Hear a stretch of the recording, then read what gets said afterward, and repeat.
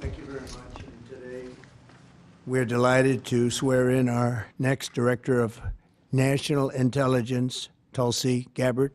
Most of you know Tulsi. She's a fantastic woman. Tulsi, I want to just congratulate you, your husband, Abraham, your sister, and all of your friends. A lot of friends here. You have a lot of friends. I noticed that, huh? I'm grateful. They were all fighting for you. It worked out very well. Tulsi Gabbard's an American of extraordinary courage and exceptional patriotism. She's devoted her entire life to public service, and I've watched her for years on different shows and everything. I said, she's a woman of great common sense, and, you know, we like the common sense. It's a word that's being used a lot. I think we started it in terms of politics, but it's a word that's used a lot. It's usually pretty effective, too, and you really are. I've watched you even on Larry King. You know, you're very young. I don't know how you were Larry King, but you're very young. But you were, and you always had the situation covered properly. At 21 years old, Tulsi became the youngest woman ever elected to the Hawaii State Legislature. After 9/11, she joined the Hawaii Army National Guard and deployed abroad 3 times, and highly respected by everybody. So many people writing in letters saying she was so exceptional even then. She continues to serve as a lieutenant colonel in the U.S. Army Reserve, and Tulsi also served 4 terms in the United States House of Representatives, where she was a member of the House Armed Services Committee. She is a former vice chair of the National Democratic Party. Can you believe that? And here she is. That's very nice. We have a few of them. But she was never a Democrat. She was, at heart, she was a Republican. I watched her, and was a 2020 Democrat candidate for President of the United States. It's not easy, right? It's not so easy. People think it's easy. It's not easy. Throughout her service, Tulsi has always distinguished herself as a leader of the highest caliber. She's earned the respect and admiration and love of Americans on both sides of the aisle as her profound commitment to the values that keep us free, and she really does have those values as much as anybody. In recent years, Tulsi has been a courageous and often lonely voice speaking out against radical left's attacks on free speech and the dangers of an unelected deep state. And I have to say, she was very, very strong for me when I was going through all of the fake news and all of the problems that we had with some very sick people. She was always out there. Before I really knew her as well, she was out there defending me, so I appreciated that, Tulsi. But the threat of a warmongering military-industrial complex and the weaponization of government and governmental people that go out and persecute. They like to persecute people that are innocent. Tulsi herself became a target of that weaponization when she was outrageously placed on a suspected terrorist watch list by the Biden regime. It's a very evil regime after criticizing their appalling abuses of power. And I'm confident that as Director of the National Intelligence, Tulsi will work tirelessly to keep America safe. And she's been doing that her entire career. I think it's going to be a very natural day for you when you walk in. It's just have to keep the way you are. Just stay the way you are.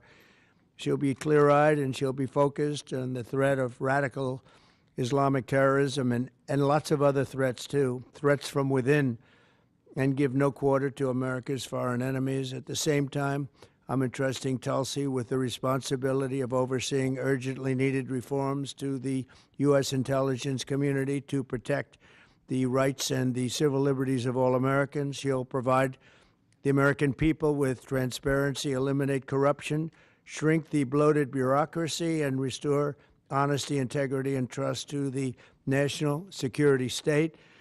There's only one thing I can say, that there's nobody like her for this job. This was a very easy one for me. She was recommended by some of the top people in that world. It's a little world, you know. It's a little smart world.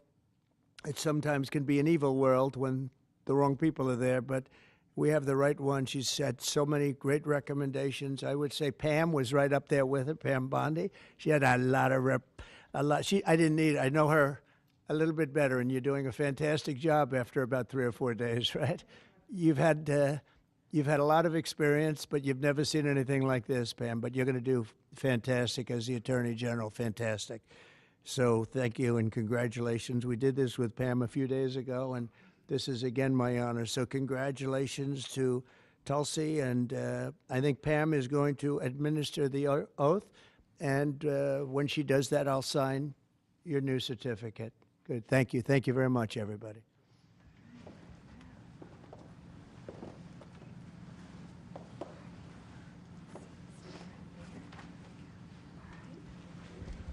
Please place your left hand on the Constitution and raise your right hand and repeat after me. I do solemnly swear I, Tulsi Gabbard, do solemnly swear that I will support and defend the Constitution of the United States that I will support and defend the Constitution of the United States against all enemies, foreign and domestic, against all enemies, foreign and domestic, and that I will bear true faith and allegiance to the same, and that I will bear true faith and allegiance to the same. that I take this obligation freely I take this obligation freely, without any mental reservation without any mental reservation or purpose of evasion, or purpose of evasion, and that I will well and faithfully that I will well and faithfully discharge the duties of the office on which I am about to enter. discharge the duties of the office on which I am about to enter. So help me God. So help me God. Congratulations.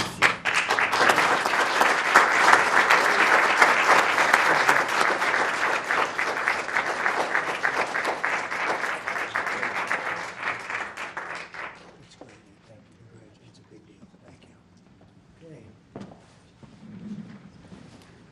How's the Oval Office looking?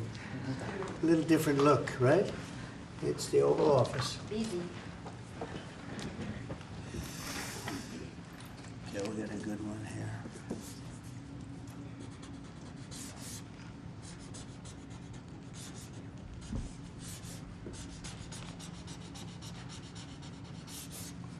Okay, not bad. Ready? I'll stand out there. I think we'll do it right here. Come on over here, Abraham.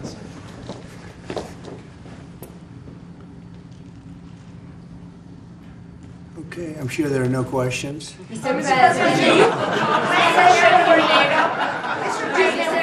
where will you be with You know what, I'd like to have Tulsi say a few words first, and we could answer a couple of questions, okay? Good. Leave that.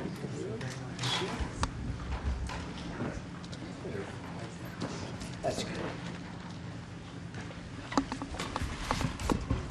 Mr. President, first and foremost, I just want to say thank you from the bottom of my heart for the trust that you have placed in me to fulfill this critical position as Director of National Intelligence at any time, but specifically during this time.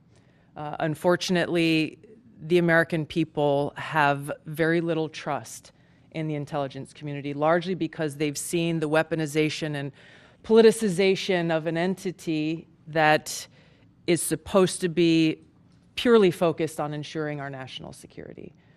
So I look forward to being able to help fulfill that mandate that the American people delivered to you very clearly in this election, to refocus our intelligence community by empowering the great patriots who have chosen to serve our country in this way, and focus on ensuring the safety, security, and freedom of the American people. As you've said, Mr. President, this is what I've dedicated my life to, and it is truly humbling to be in this position, to serve in your administration, help to rebuild that trust, and ultimately to keep the American people safe. Last thing I'll mention, that in your National Prayer Breakfast speech, you made a statement about your legacy of wanting to be remembered as a peacemaker.